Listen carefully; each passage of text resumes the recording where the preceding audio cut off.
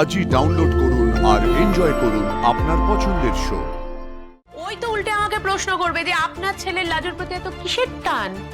কি জবাব দেবো তখন আমি ওকে? ছোট্টা ভাই, তুই নিজেকে তো কন্ট্রোল কর এবার। এত টেনশন কেন করছিস?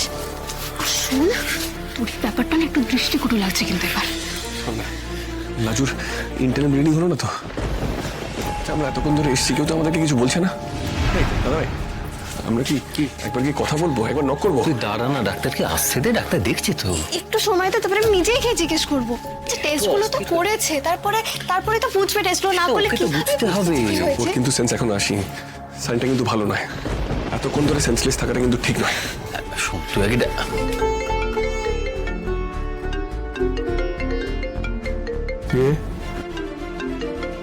কি হলো? এই লাজু কই?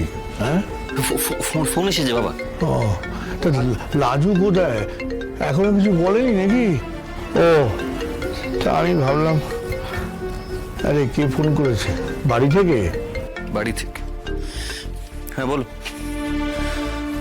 না, ওই তো ভেতরে নিয়ে গেছে। এখন কোনো খবর পাইনি। আমরা সবাই এখানেই রয়েছে। আশ্চর্য, এই কথাটা কি আমাকে বলে কোনো লাভ হবে? বাড়ি থেকে বেরোনোর সময় তো বলা হলো, শুনলো কি? একটা কাজ করো, তুমি বরং নিজে ওকে বলো।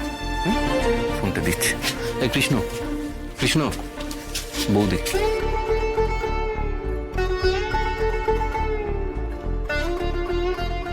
হ্যালো কৃষ্ণ, আমার কথা শুনছো? বলো। কৃষ্ণ, সবাই তো আছে ওখানে। আমি জানি তোমার লাজুকে নিয়ে দুশ্চিন্তা হচ্ছে, কিন্তু তুমি একবার বনলতার কথাটা ভেবে দেখো। আজকে 3টা মেয়েটা একা একা থাকবে। ওদি ভাই, বাড়িতে আরো অনেক লোক আছে, তার অসুবিধা হওয়ার কথা নয়। আর এখানে ডাক্তারের সঙ্গে কথা না বলে আমি ফিরবো না। আর লাজুকে যদি রিলিজ করে দেয়, সেক্ষেত্রে আমি ওকে নিয়েই ফিরবো। দেখো, আমার তোমাকে বোঝানোর কিছু নেই, তুমি যথেষ্ট ম্যাচিওর, কিন্তু বনলতার মনের অবস্থাটাও ভেবে দেখো। আজকে একটা বিশেষ দিন তোমাদের। বৌদি ভাই, এত কিছু ভাবনা আমি একসঙ্গে ভাবতে পারছি না। রাখছি। দাদা ভাই, ডক্টর, বাবা, বাবা, ও বাবা, ডাক্তার বলছিলাম এখন লাজবন্দির কন্ডিশনটা কেমন? চিন্তার কিছু নেই, পেশেন্টের জ্ঞান ফিরে এসছে, উনি এখন অনেকটা বেটার।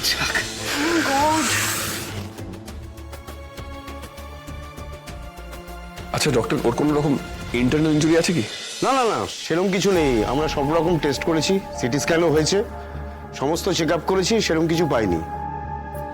ওই কপালে আর কনুইয়ের কাছে একটু কেটে গেছে, আর কয়েকটা ছোটখাটো ইনজুরি। তবে হ্যাঁ, উপোস টুপোস ছিল নাকি কিছু পেশেন্টের? উপোস? হ্যাঁ, সেরকম কিছু ছিল কি? কারণ ওর স্টমাক একদম খালি, আর সারাদিন কিছু খেয়েছে বলে তো মনে হয় না। আর কিছু খাইনি বলেই উইক ছিল, তাই রিকভারিতেও টাইম লেগেছে। তাই আমরা স্যালাইন স্টার্ট করে দিয়েছি, তা না হলে এই দুর্বল ভাবটা সহজে কাটবে না। আমি বুঝতে পারছি না, লাজু সারাদিন কিছু খায়নি, অদ্ভুত। মানে আমরা তো কিছু জানি না। হ্যাঁ রে, এনিওয়ে, এখন আর ভয়ের কিছু নেই। তবে যেভাবে সিঁড়ি দিয়ে পড়েছে, অনেক বড় কিছু হতে পারত। সেটা হয়নি, সেটা গুড লাক। ডাক্তারবাবু, তাহলে ওকে আমরা নিয়ে যেতে পারি তো এখন? হ্যাঁ, সেটা পারেন। তবে আমি সাজেস্ট করবো অ্যাটলিস্ট 2 ঘন্টা অন্তত ও অবজারভেশনে থাকুক, তারপর নিয়ে যান। আমি সেরকমভাবে লিখে দিয়ে যাচ্ছি। Thank you doctor, thank you. আচ্ছা শোন, তুই আর বাবা বাড়ি চলে যা, কেমন? আর বাড়ি থেকে জাদুকে দিয়ে গাড়িটা পাঠিয়ে দিস। আমি ওর এখানে রয়েছি, লাজুকে যখন ছাড়বে আমরা নিয়ে যাবো, কেমন? না দাদা ভাই, তুই বরং জেঠমনিকে নিয়ে বাড়ি চলে যা, আমি এখানে আছি। আমি ওকে বাড়ি নিয়ে ফিরবো।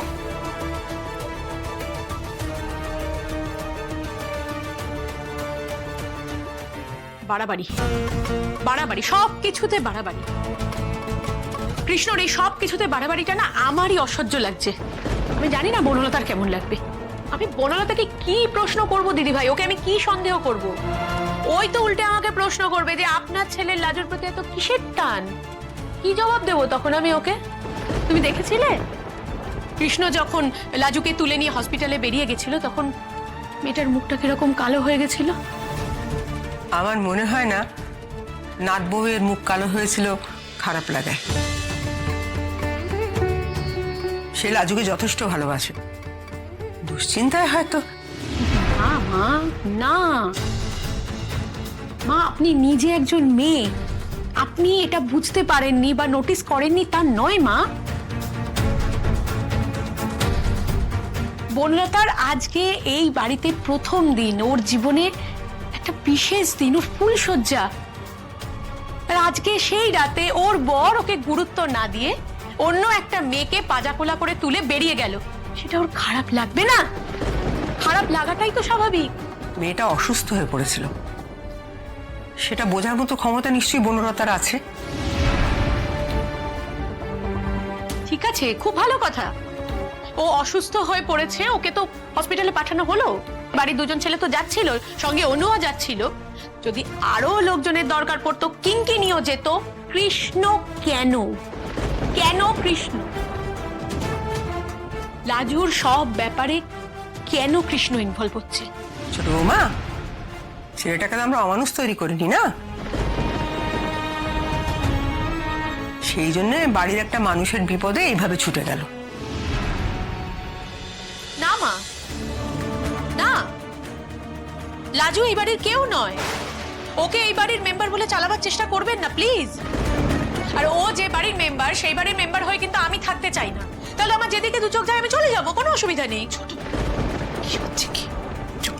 ছোট বৌমা, লাজু কোনো অচল পয়সা নয় যে আমি যে কোনো চেষ্টায় তাকে চালাবার চেষ্টা করব। ও নিজের জোরেই চলবে। চলুক না মা, চলুক, একেবারে তাই চলুক। আর বিশ্বাস করুন মা, আমরা না এটাই চাই, সবার আগে আমরা ওকে হেল্প করব। ও পড়ুক না, হস্টেলে পড়াশোনা করুক, ওর হস্টেলের খরচা আমরা দেবো, ও লেখাপড়ার খরচা আমরা দেবো। আর ওর ওই বর, মানে ওই অপদার্থ বর, ও নিজের পায়ে না দাঁড়াতে পারুক, না দাঁড়াক, কিন্তু ও যেন নিজের পায়ে দাঁড়াতে পারে। কিন্তু মা,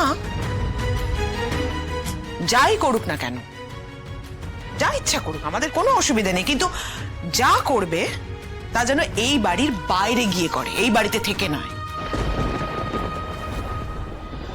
মা, একটা কথা বলছি আপনাকে। এই তো দুদিন বাদে রাজুর পরীক্ষার রেজাল্ট বেরোবে। ওর তো গ্রামে গিয়ে পড়াশোনা করা হবে না, না? ওর বাবা মা আবার ওকে কি ত্যাগ দিয়েছে। গ্রামে গিয়ে ও কোথায় থাকবে? তাছাড়া গ্রামে কোনো ভালো হস্টেল বা কলেজ আছে কিনা আমার জানা নেই। তাহলে নিশ্চয়ই ওই কলকাতাতে থেকেই পড়াশোনা করবে। মা, সেক্ষেত্রে ও যেন হস্টেলে থাকে।